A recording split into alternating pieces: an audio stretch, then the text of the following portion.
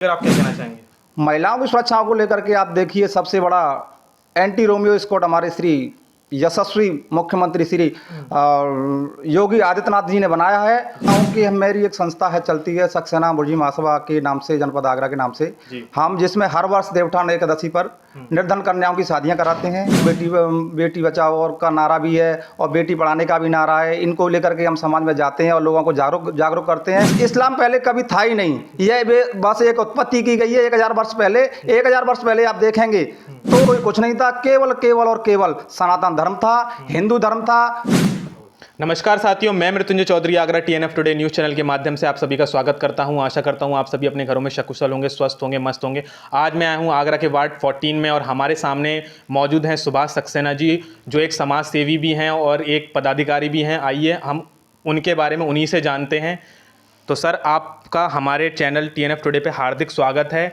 कृपया आप अपने बारे में हमारे दर्शकों को स्वयं बताएं। मैं सुभाष सक्सेना, जिला अध्यक्ष सक्सेना बुर्जी महासभा आगरा से हूँ और मेरी एक गतिविधि रहती है कि मैं समाज में सेवा के रूप में जो भी समय मिलता है, जो भी कार्य मिलता है, मैं वो भी कार्य करता हूँ। और भारतीय जनता पार्टी में मैं मंडल अध्यक्ष बरौली अहिर से बरौली अहिर मंडल में मैं एक कार्यकर्ता के रूप में कार्य भी करता हूँ। जी सर, जैसे कि श्री राम मंदिर बन चुका है, अयोध्या में राम आ चुके हैं, इस बारे में आप क्या कहना चाहेंगे? आपको कैसा महसूस हो रहा है? जब एक बात बताइए कि हमारे 500 साल बाद रामचंद्र जी अपने टेंट से निकल करके जी एक मंदिर में पहुंचे हैं, जी तो बहुत ही गर्व की बात है, गर्व का विषय है और हम इस पर फख्र करते हैं और अपनी पार्टी पर गर्व करते हैं। और जिन जिन लोगों ने अपने शहीद हुए, मैं तो उनको शहीदों का ही दर्जा दूंगा कि जो लोग शहीद हुए, उनकी बहुत करोड़ों लोगों की उनके पीछे मतलब राम मंदिर के लिए एक श्रद्धा भाव था, उनको श्रद्धांजलि मिली है और इससे बड़ा कुछ हो नहीं सकता था।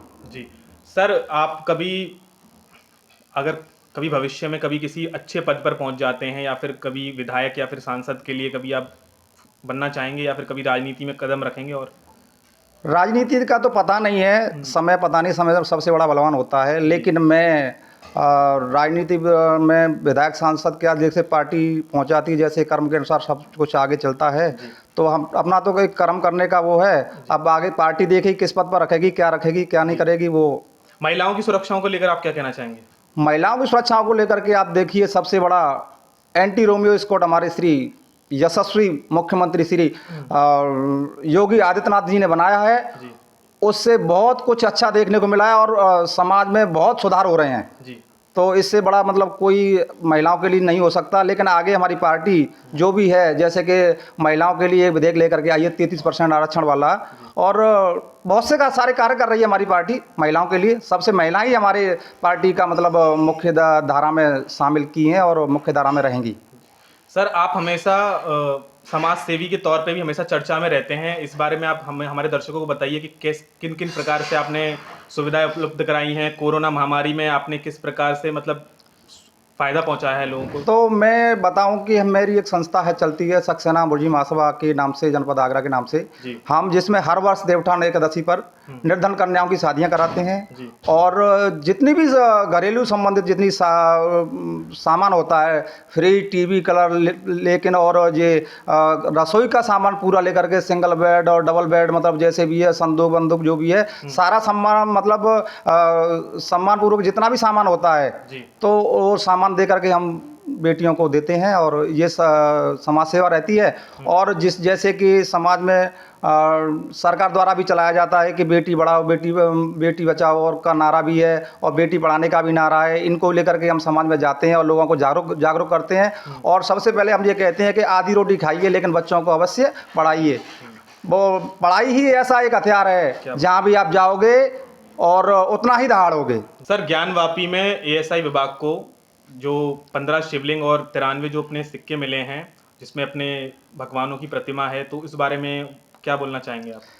मैं ज्ञानवापी जो मस्जिद है, मैं मस्जिद को सिरे से ही नकारता हूँ। बहुत से लोग करते हैं, राजनीति हो रही है उस पर, सब कुछ है। लेकिन मैं सबसे पहले आपको आपके टीएनएफ चैनल के माध्यम से आपको मैं एक जनता को और सभी देशवासियों को बताना चाहता हूँ कि सबको पता है, बच्चे को पता है कि इस्लाम पहले कभी था ही नहीं, यह बस एक उत्पत्ति की गई है 1000 वर्ष पहले। 1000 वर्ष पहले आप देखेंगे तो कोई मस्जिद नहीं थी, कोई कुछ नहीं था, केवल केवल और केवल सनातन धर्म था, हिंदू धर्म था। तो ये केवल मिथ्या की बातें हैं। ये जितने भी जहाँ भी जितना मतलब आप कहोगे, काशी है, मथुरा है, कहीं भी जाओगे हमारे मंदिरों के ही साक्षी मिलेंगे। क्योंकि आताताइयों ने आकर के, बाबर ने आकर के हमारे वहाँ पर मंदिर के ऊपर मस्जिद बनाई। तो ऐसे ही सारे जितने भी इन्होंने मस्जिदें बनाई गई हैं, पूरे देश में जितनी मस्जिदें हैं मंदिरों को तोड़ करके बनाई गई हैं। इनमें कोई दोहराई वाली बात नहीं है। ये सब बकवास है, ये सब राजनीति हो रही है कि माने कि वहाँ ये हुआ वो हुआ। मैं तो सिरे से कहता हूँ 1000 वर्ष पहले उनका जिनका कोई इस्लामी था ही नहीं, इनका अस्तित्व ही नहीं था, तो मस्जिदें कहाँ से आई।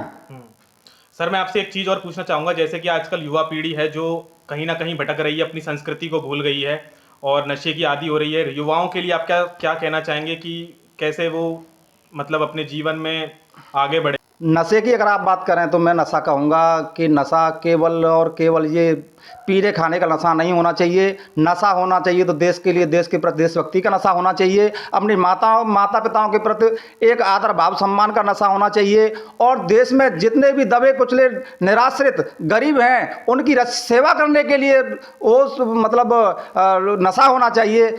इससे बड़ा कोई नशा नहीं है। नशा होना चाहिए तो ऐसा होना चाहिए कि एक मानवता के लिए, मानवता के प्रति जो अच्छे विचार लाए, उसको मैं सबसे बड़ा नशा मानता हूँ।